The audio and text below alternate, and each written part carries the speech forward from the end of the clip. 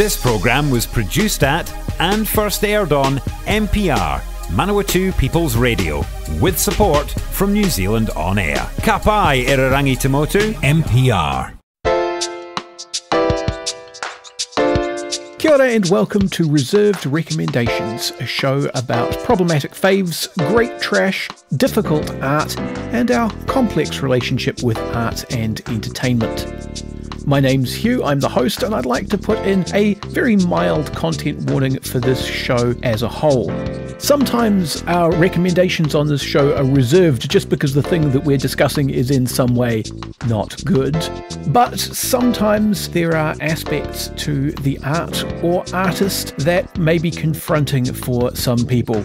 Read the episode descriptions for more information and do be aware of your listening environment.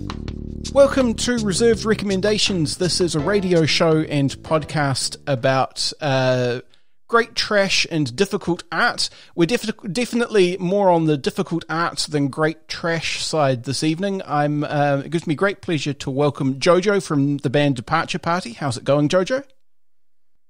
Hey man, it's good as. Yeah, I'm stoked to be talking. Fantastic. That's the best possible outcome from my point of view.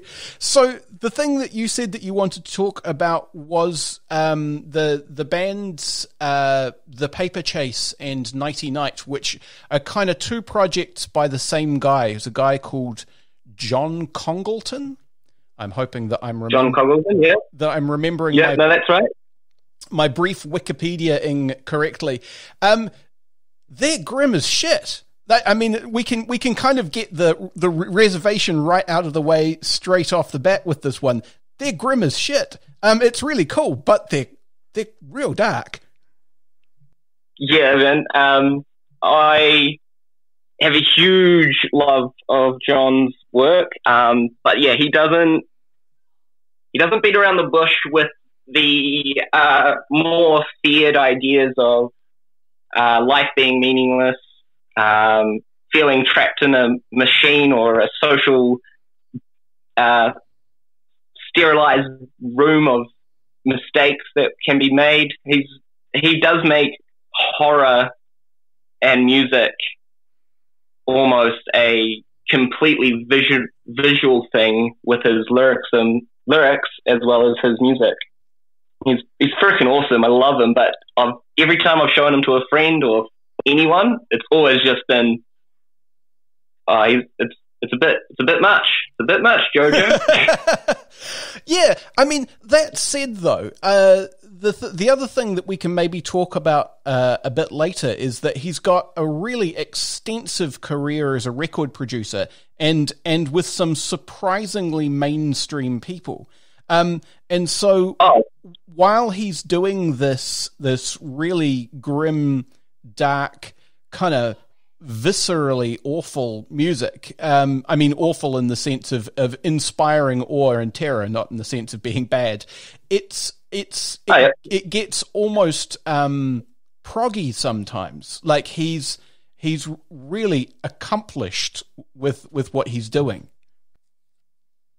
I think with the amount of work that he produces as far as what he does as a producer, mixer and stuff, and then the actual like complete difference of his own artistic style makes him probably one of the more interesting people who write music, in the sense of that he clearly isn't limited. Like, he's worked with enough pop bands, rock bands, heavy metal, everything, like that. He does understand music in a way that it sells. He understands what sounds good, but then he purposely makes this music to make you uncomfortable and just absolutely kind of like, even if you're listening to one of his albums on a bright sunny day, you've got your lemonade, you've got your sun, you're at the beach, listening to just one of his albums can suddenly make that whole entire happy sunlit area feel very lonesome and dark and quite it's quite an intense feeling to get from a piece of music, you know, especially when you've only got 3 minutes to trap your audience to listening. But he does it brilliantly, from the first like guitar or percussion elements through to just opening lyrics that he uses, that you could completely forget that this man was a genius in recording, producing popular, awesome music. Like he's quite fantastic. Because of that, I take a lot of inspiration from his lyrics myself, but just the workload that he has as far as what he's accomplished is incredible. Yeah, I guess the point that I was making was that you could forget, you're kind of saying that you could forget that he has this track record making all of this pop music, because a lot of what he has produced is pop music. There's some strange things in there, but there's definite pop as well. What I guess the point that I was making is that the stuff of his that I listened to, and you know, I had, between you recommending this and now to listen, and I did not do it quite as diligently as I might, but like, what I get the sense of a lot of the time is that he's using, like, he'll use a big pop string section, but he'll tell them all to play, you know, discordantly, but they're playing what would be a big pop swell thing. It's just that all of the notes are terrifying. Yeah. That was, so one of the things that does make him, I guess, in some way attainable for everyone is the fact that if you look at the actual construction of each song or any of his albums, they're constructed in a pop, usually in a pop 4x4 kind of like song structure style.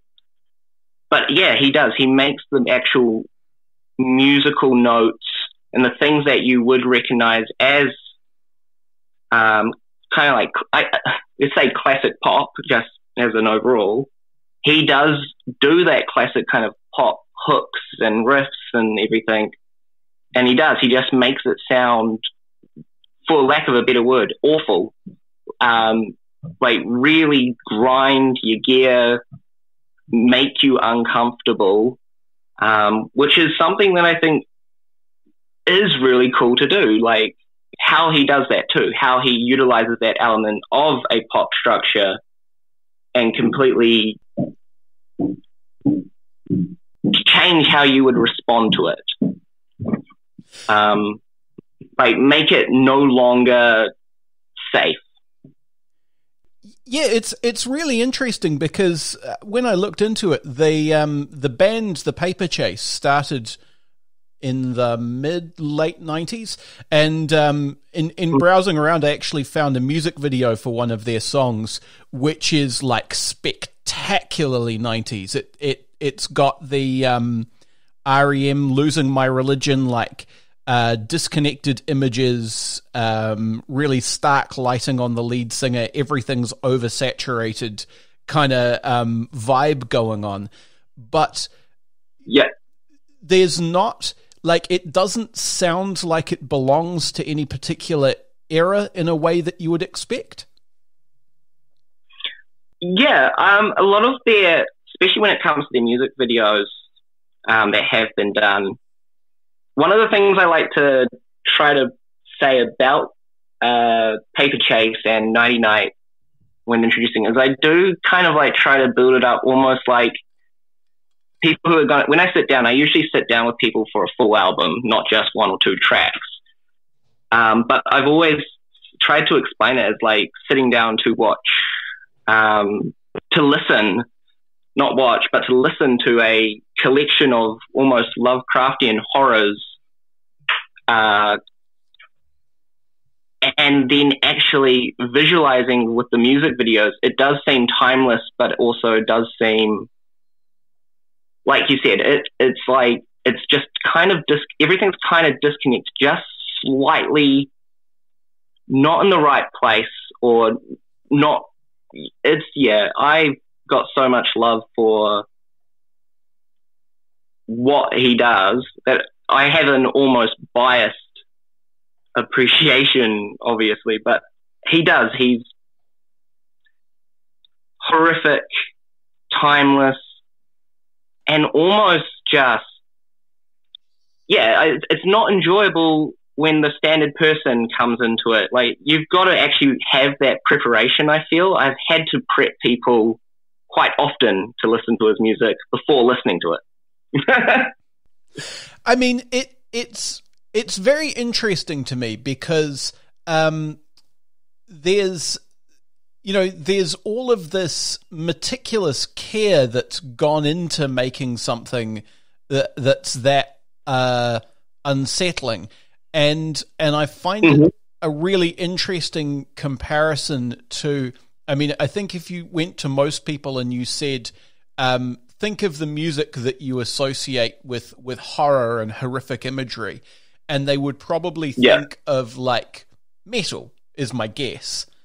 But I would assume, a lot of people would probably jump straight to kind of like your black metal, and all of that kind of stuff, maybe even like your early 80s, kind of like when they were trying to be a bit more 70s, 80s, when they're trying to be a bit more showy, a bit more, Satanic Panic was a beautiful thing that was going on.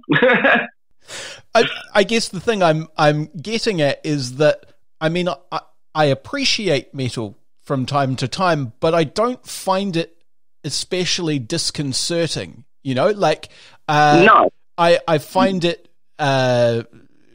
energizing sometimes, but it's rare, very rare, that metal could make me feel like off kilter and unbalanced and spooked out. Oh, I agree. Like metal, growing up, I was listening to hardcore and deathcore and all, and I was really into that scene. But the music never once actually made me sit down and go, "Oh fuck, I feel uncomfortable." It was always energizing. It was a place to put your anger. But then with John Congleton stuff, the horror element that people, I guess, would associate if they hadn't heard of him, that's all there. Like, metal is great. It's awesome. It has an image, but it doesn't have the visceral feeling of complete lack of control, which John Congleton does put with his music. Like, metal for me is always, it's structured, it's talented, but the actual visuals of horror that is associated with some metal, it's not there. And I reckon if people wanted horror for listening to, Congleton is fantastic, like just awesome. And like, yeah. If there was to be, I mean, comparing across art forms is always very difficult because different art forms do different things. But if I were to compare it to something in terms of horror art, I would compare it to someone like Junji Ito. Do you know Junji Ito? Not only by name, not much of his actual stuff. Okay, so Junji Ito's, for people who don't know, a horror manga artist from Japan. But the thing that he's really, really, really good at is he does lots of sort of stories about horrible things happening because that's standard horror. But he's got a real knack for just a deeply unsettling concept or image, and using the way that comics work to just spring really uncomfortable things on you with no warning. And that's kind of what it reminds me of here, is that he's kind of worked out what about music can make you feel bad, and he's doing that on purpose really well. Like, well, one of the tracks I sent you, We Know Where You Sleep, from the album You're One of Us Now, that song opening, the percussion in the opening is just purely scissors, just clipping it on that beat constantly. And that's through the whole entire thing. But the moment you hear that and you didn't know it was scissors, that percussion line is bone-chillingly creepy until you actually realize that it's scissors. And that's where suddenly, I feel like once people recognize it, that why they're uncomfortable makes sense. It's kind of like chalkboard horror, as I like to call it, which is very similar to like what you're saying in this comic book. It's sounds that are you never walk into anything expecting something you don't want. Like when you walk into any form of art, even when you've been told it's horror, like, so if you walk into art expecting horror, you expect to be scared or unsettled. But when you go into comic books, and particularly this type of music, the things that have to be different to still instill that type of fear needs to be constructed differently.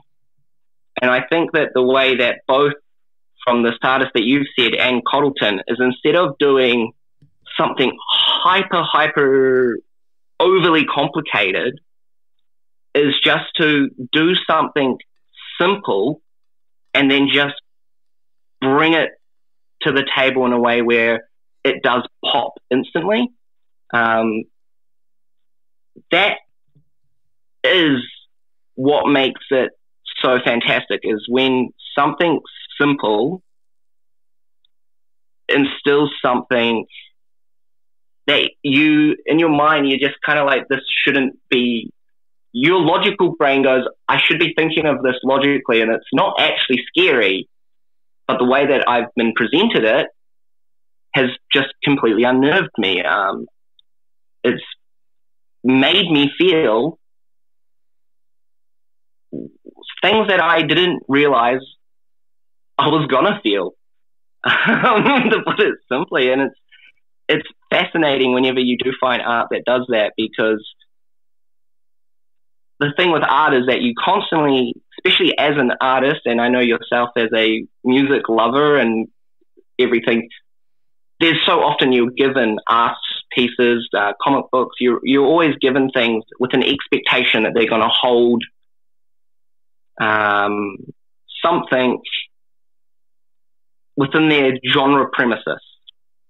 But when you're given something that can't be generalized, but then has such strong elements of multiple things to create its own thing, I'm sorry if I'm rambling, I am trying to get my point across.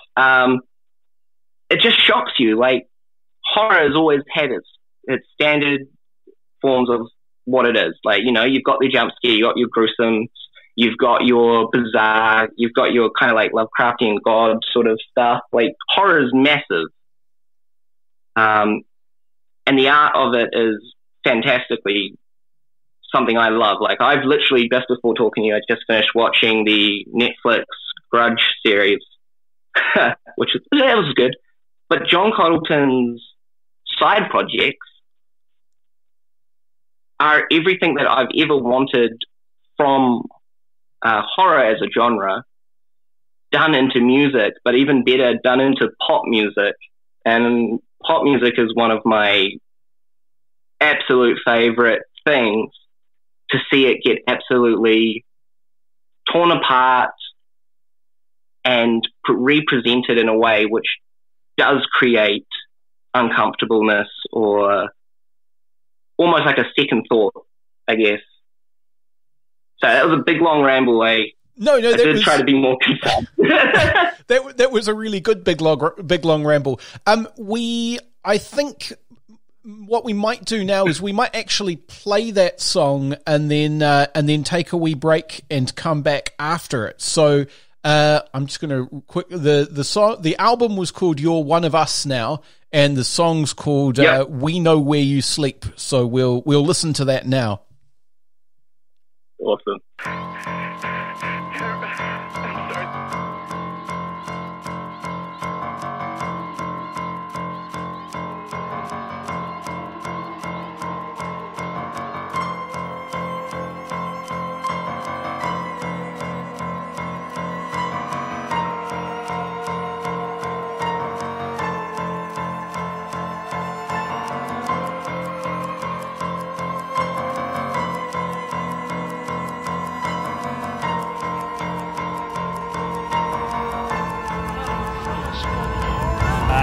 You now, I'll show you all.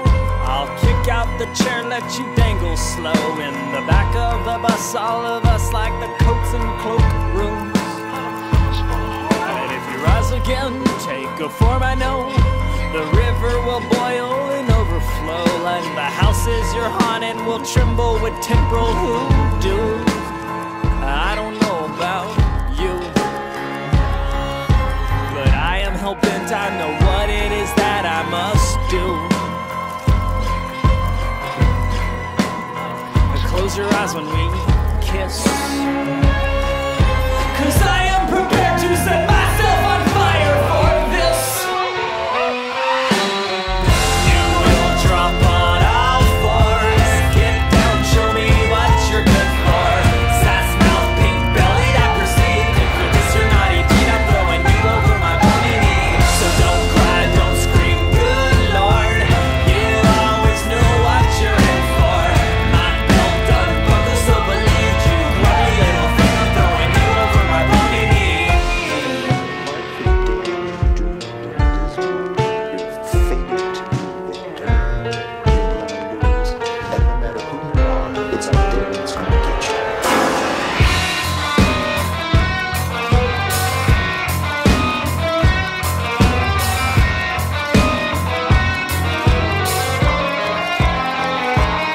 When you're tender place, when you're safe at home, there's a tombstone that waits of your very own. While you're running like beasts on the sheets of my sterilized room. When your comfy bed, air-conditioned car, there are vapors and toxins to get you all. In the water you drink, in the air that you breathe, in the soil under your shoe. I don't know about you, but I am at peace, I know what it is that I must do. I hope you're sitting down, dear. Come hell or high water, this sick world will know I was here. You will drop on all fours, get down, show me what you're good for.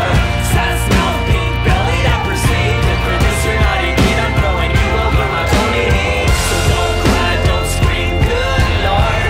You always knew what you're in for. My belt done buckle, so believe you. Grubby little thing, I'm throwing you over my bony knee. We know where you sleep. We know where you sleep. We know where you sleep. We know where you sleep. We know where you sleep. We know where you sleep. We know where you sleep. We know where you sleep. We know where you sleep. We know where you sleep. We know where you sleep. We know where you sleep. We know where you sleep. We know where you sleep. We know where you sleep. We know. Support this show and others like it by giving a donation. For more information, go to www.mpr.nz/donate.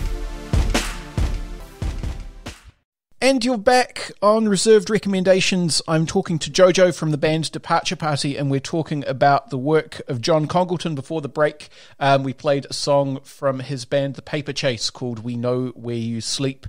from the album You Are One of Us Now, which are, some good ominous horror phrases if you're going to make horror music. I guess we've talked a bit about the music and how it's so good at doing the thing that it does. I guess the question that I want to ask you is, and I suspect I know some answers, but I'm interested to hear your answers. If it makes you feel so awful and rattled, like what's the point? Why is this good? Aside from the fact that it's very good at doing that, like why is this worth doing? Well, for me personally, I definitely can't ever answer for anyone else, so I will only answer for myself. Me personally, I find that a huge reason why I like music that does make you uncomfortable or second guess is a huge part of music right now is the fact that there is a lot of mainstream music that, and it's been around for ages, since before I was born, going all the way back to early music, but music that's popular genuinely has no need to think. It has no need to think. It has no need to question. And it's just very, oh yeah, that's a good song. Like I'm now 27. How many top 10 lists have I lived through? I mean, how many top 10 lists have you lived through? And then how many of those top 10 songs can you actually remember and go, oh yeah, that's why that was good, because it held some form of specialty to me. Whereas with John Congleton and bands that actually make you uncomfortable and make it a little bit harder to actually listen, generally why they stick out to me is because I've had to actually sit, think, listen, and actually take something from it, not just kind of like, here's the ice cream on the plate, off you go, have your pudding. And I find that so much more enjoyable because I feel like I've actually had to find my own enjoyment out of something that is a little different, is a little bit, its own thing. And that's why I personally enjoy it. I love like They Know Where You Sleep. There's just the end of that song with the repetition of They Know Where You Sleep, They Know Where You Sleep. And it finishes off with a little voice recording saying, they know where you are and they're gonna get you. That whole entire last bit of that song just makes you, and for me anyway, makes me think of so many different ways where that feeling of being trapped is an almost daily experience. And I think that's what really captivates me, is how there are these small feelings that we like to ignore in day-to-day life. And he makes, with his lyricism, the way he plays his music, he makes it feel like those things, those small things that are a pain in your ass, they make it feel like it's all crashing down, surrounding you. And it does just make you kind of, for me anyway, just enjoy everything a bit more, have a little bit more happiness, because this guy's literally explained coffee my filtered coffee is gonna kill me, let alone fucking everything else that's gone wrong with the world. I mean, it reminds me of a thing that I used to do to myself as a kind of regular artistic ritual.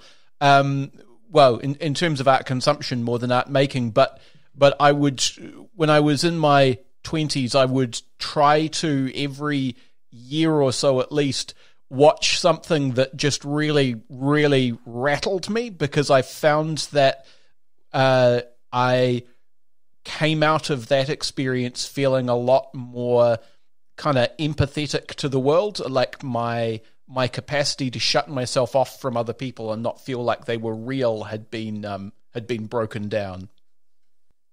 Yep. I've been talking to people recently. I've been going through my favorite genre right now is like your survival horrors, such as like your zombie apocalypse and stuff. Purely because what makes them so enjoyable to me is the fact that you're just watching people survive a unrealistic, horrible, horror. But all the issues, social issues and stuff of the worlds that we currently live in, they get forgotten for a huge part of those types of horrors. And it's just all about survival. And it does, for me anyway, it makes me feel like life's a bit easier when you're living in a zombie apocalypse compared to when you're living in a post-modern horror show. It's certainly simpler. Like, I do feel... Sorry, what was that? It's certainly simpler. Yeah, like...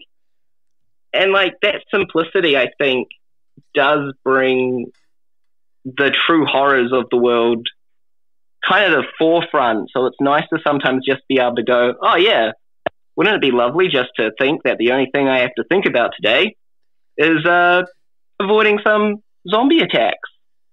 I don't have to think about, how Shannon feels, how my racist uncle's going. I don't have to pretend I like him. It's a zombie apocalypse. I mean, it's interesting that you talk about zombies, because I feel like John Congleton's being a bit sneakier than that as well, in the sense that often horror media makes a deal with you about, like, I'm going to show you something quite bad, but you're safe. You're sitting on your couch watching the TV or playing a video game or you're reading a book, and it's not, the thing that I'm describing is not going to happen to you, so it's all right. And I feel like John Congleton kind of betrays that trust a little bit sometimes. Like, one of the reasons that it works is that he kind of seeps into the back of your head and says, actually, maybe it is going to happen to you. Maybe it's going to happen to you quite soon. And that's a really dangerous game to play, because it can leave you, feeling kind of manipulated and pissed off. But he's very clever about walking that line. Oh, I think the best thing about him, like, from lyrical, when I look at his lyrics, and I've said that, he's a big inspiration for me. But the thing he does really well is that element of, like you said, putting the messages, though the danger is actually very real and already in your life. And like I said, with just played, we know where you sleep. He's got the line about the second verse is about your filtered coffee, you're a buzzy bee in a sterilized room. Like, he's got these lyrics that do very much portray that you are already in trouble. Like, the fact that you've got this far is it's not a prize for getting this far. It's just you're here, and that still doesn't mean much. There's a huge amount of, like, Nietzsche's nihilism within his music, and just the philosophy of nihilism in his music that is delivered in a very unwanky way. Yeah, which is particularly impressive for people who are delivering Nietzsche. He's one of those people who tends to be popular with wankers, which, isn't necessarily his fault. 100%. Nihilism, and any time I've met someone who says that they believe in totally and utterly only in philosophy of nihilism, most of the time they are very talented, but rather wanky about it. Now, you are, of course, a musician yourself, and you've said a couple of times in the course of this conversation that you find John Congleton's work very inspiring. I'd kind of like to ask you a bit about that, because I saw the Departure Party play, and you guys were great. Well, I saw 2/3 of Departure Party play, and you guys were great. You weren't, like, terrifying. Nope. So I'm curious as to where you see that influence and kind of what you draw from his work. Well, the difference between what John Congleton's doing and what I'm doing is, one difference is that John Congleton has said in interviews that his music's never been there to talk about a message or deliver anything special. He's always said that, these are art projects for him. They're fun for him. They're things of his own. Whereas for me, Departure Party, everything is just, I'm writing songs about me, for me, and in some ways trying to convey, the story of my own life and existence. Now, what I take inspiring from John Congleton is his usage of lyrics that demand attention. And I utilize kind of that element of what he does a lot in my music. Or at least that's what I try to do. I'm not 100% sure it's always there, but it is what I try to do, and that's where I get the inspiration from, I guess. Does that make sense? Yeah. It's very hard to think. Yeah. No, that does make sense, and I mean, you hear unlikely people say that they've been influenced by people where it's not easy to immediately join that dot quite a lot of the time. I was just interested in where you thought that influence and that inspiration came through. Yeah, mine is definitely the power of simple lines that he uses. Bringing so much more gravity to the song. And I think that's a very important thing with music, if you've got lyrics, is that it doesn't need to necessarily be a hook that sticks in the person's brain, but if you can sit like 4 words in a sentence, like just 4 words that can mean absolutely nothing, but also give a sense or an image that you're trying to show someone or deliver to them.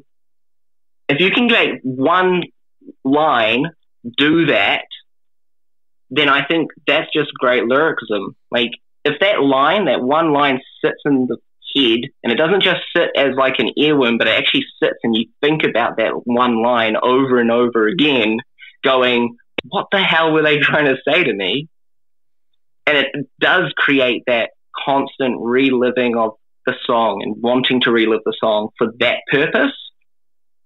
That's awesome. I've literally explained a hook, but without needing, what he does is he doesn't have your standard hook, I should say. Like, it's not always the chorus. It's not always the verse. There can be something that he writes in one verse, and you'll just want to go back and hear it again because you're like, nah, surely he didn't say that. And you listen and you go, oh no, he did. Okay, you'll go back and listen to it again and go, I still don't know why I'm listening to this, but I really like how he delivered that line. Yeah, no, I mean, you've also kind of described like the essence of poetry. You try and say as much as possible in as few words as you can manage. It's all about trying to kind of boil things down to their purest and strongest form. I mean, as a songwriter, I guess I have some claims to poetry. I genuinely try to not call myself a poet. I feel like there's I feel more respect for poets than I do for myself as a songwriter, weirdly. But I agree, like, what makes poetry interesting is the ability to break down the most break something down to, like you said, its most simplest point. And John Congleton does that really well. Yeah, it occurred to me that there's almost, like with movies they say show and don't tell. There's almost like a songwriting version of like feel it, don't explain it, or something like that. Yeah, I definitely get that. Especially me, I've been multiple times on stage and have, explained a song purely for trigger warning content, and then had someone shout at me, just play the song already. And then I get someone after that song coming up to me going, oh, you really should have given me you should have said a trigger warning, that song was pretty heavy. So I do find it, as poets, I find what John Congleton does of having no like blatant message, meaning, or necessary even that he's trying to explain to you anything, but he just leaves you with just very horrible imagery for you to just play with it as you choose. That's something I really respect in other writers and poets. I personally myself just sometimes think it's more fun to knock the nail on the head, but John Congleton's someone that I love him because he's got that ability to create multiple pathways in storytelling through his lyrics. I mean, there's something to be said for picking your lane and sticking to it as well. If you do go out and say, okay, well, this horror movie is about the ways in which racism creates distinct classes of people in order to serve social functions, and then those people have to live with having been forced into that shape, then like you have a responsibility for that movie then to be like as good as Us was, because otherwise you've just like grabbed this really heavy topic and just kind of thrown it on the floor. I don't know that metaphor works, but you see what I mean. Yeah, well, it's like, as writers, I think when it comes to choosing the content of what you write, you do need to stick with either you're about to talk about something that has a message and you need to handle it delicately while still trying to, push that message through and make it clear, but you also don't want to fan parade it and make it just overly cheesy, or you've got to make something that is just there for listener or viewers' interpretation. Those are kind of like your two ways of doing it. And Congleton in this situation, he does the second of the two beautifully well. And that's something, for the amount of work he's produced and put out, it's quite, my words. Yeah. It's just very intense and very, yeah. Yeah, and I mean, as I said at the start, this is a guy who's done a lot of mainstream production music. Production work. And his credits include people like the Baha Men, Lana Del Rey, and he's done Bono, and he's done engineering work on things like the Prince of Egypt soundtracks. So, he's definitely someone who is doing this for his own entertainment and his own creative fulfillment, but he's not like driven to make everything terrible all of the time. No, he there's no reason for him to be terrible all the time. It's just fun for him, and that's what kind of makes. I think that's what does also for me make him someone that I do feel inspiration from, because he's someone who has said, I'm going to do what I want to do artistically, but he's still in art for his job. His whole entire industry is he's made everything work. And that is him as a person being able to do that, not just play music and produce music, but also be able to help others produce and make their dreams, or make their music come to life. That's a awesome skill to have, and also a huge amount of,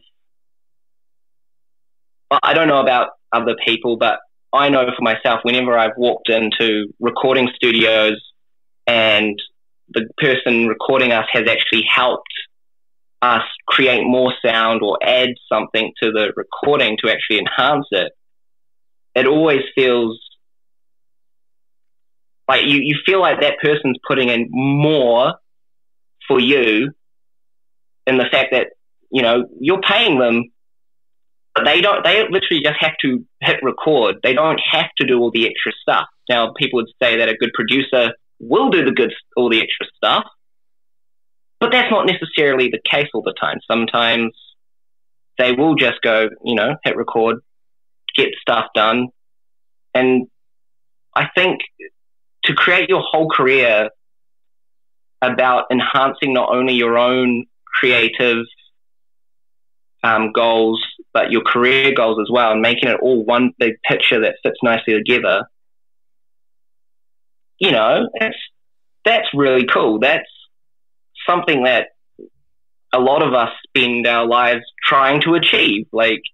And he's one of those people that I think is far more inspiring because he's done it, and he's kind of done it from the background. I've never seen John Congleton being the forefront of anything that he's done. Even in the Paper Chase, even with Nighty Night, he was never,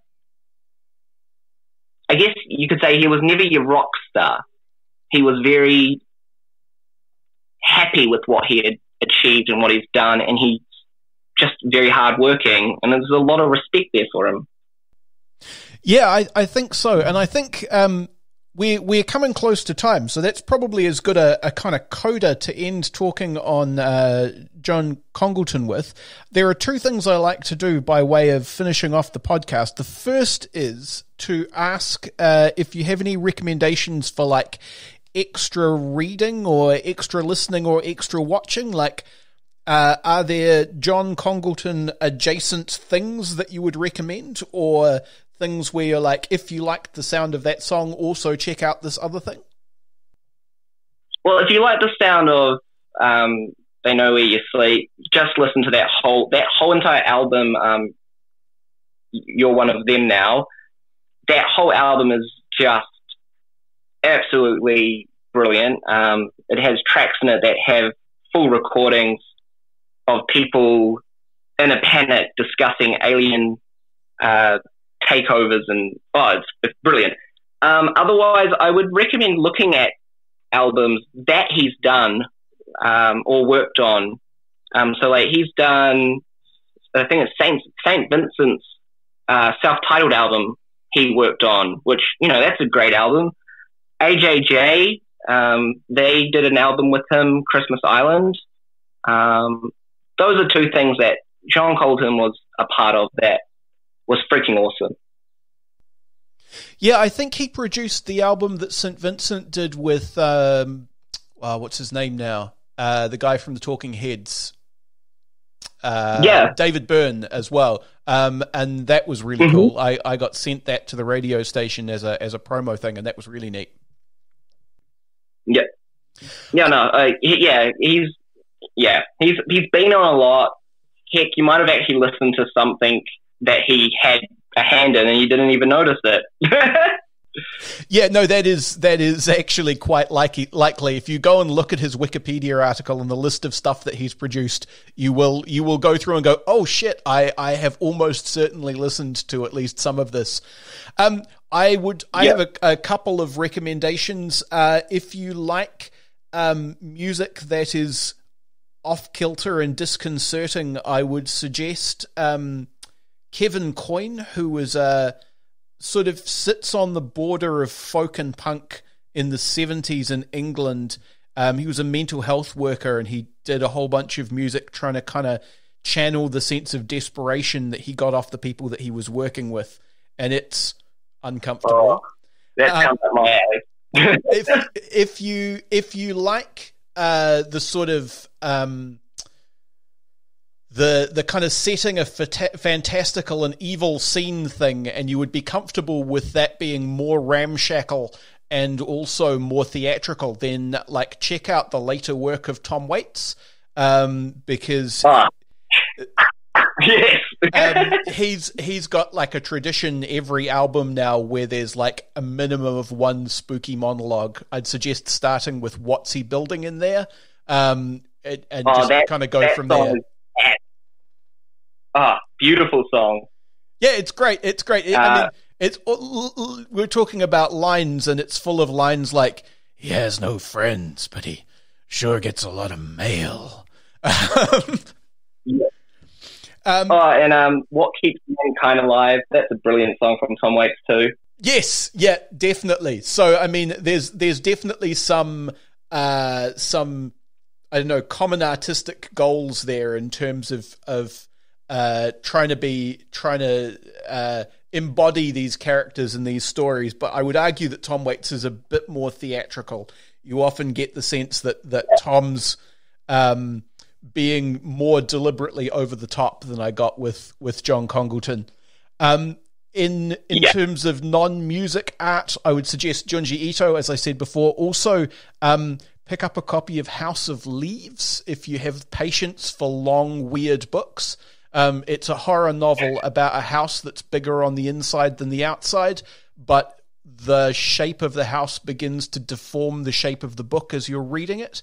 And it definitely gives you that sense that something's gone wrong in the world around you while you're reading it, and things might not be okay right now. So if you enjoy that, then, read that book. Oh, that sounds beautiful. It's very good. I would have kind of like much more reservation about recommending the guy. It's written by a guy called Mark Z. Danielewski, and I'd have much more reservation about recommending his other books because House of Leaves, as I say, plays with the form of a book in order to convey the horror. His other books also do that, but they do it much more radically to the point where the books get kind of physically hard to read.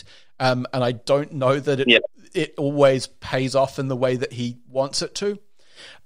Anyway, thank you very much for talking today, Jojo. It has been lovely to have you on the podcast. The last thing I want to do is to give you a chance to plug your shit. Where can people find you and the things that you do?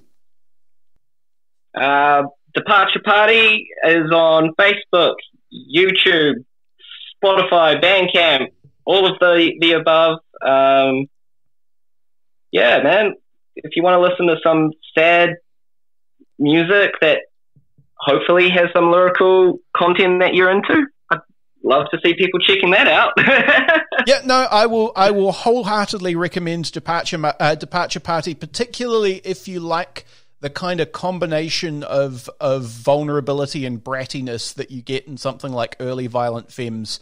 Not that it's necessarily a straight one-to-one in terms of what you guys are doing, but there's related energy there, I feel. Yeah, man. Violent Femmes are another one of the... They're definitely not one that I would reservedly recommend to people. If you haven't listened to Violent Femmes, what are you doing? No, if you haven't listened to, at the very least, Blister in the Sun, then I commend your ability to hide from popular music, and I wonder what rock you've been living under, because it's just bloody everywhere. Yeah, it's like Blister in the Sun is the Wonderwall that was never a meme. Yes, yeah. All right, well, look, Thank you very much for talking, Jojo. It's been glorious. Awesome, man. It's lovely to be here. See you later. Bye-bye. You've been listening to Reserved Recommendations, a radio show and podcast from Manawatu People's Radio, Te Reo Irirangi o ngā tangata o Manawatu. The show is produced and presented by me, Hugh Dingwall, and I also composed our theme music. It's called Sack Jazz, and you can find it at wolfboy.bandcamp.com. You can find me on the internet at Objective Realty on Twitter, and you can find the show on Facebook under Reserved Recommendations. If you've got a reserved recommendation of your own, feel free to pitch it to me in either of those two places. And if you enjoyed the show, why not go ahead and recommend it to a friend? You can find past episodes at www.mpr.nz/show/reserved on Apple Podcasts or wherever you get your podcasts. And remember, Manawatu People's Radio is a non-profit radio station. If you enjoy this or any of their other fine audio programming, why not fling them a couple of dollars? Go to mpr.nz/donate for more information.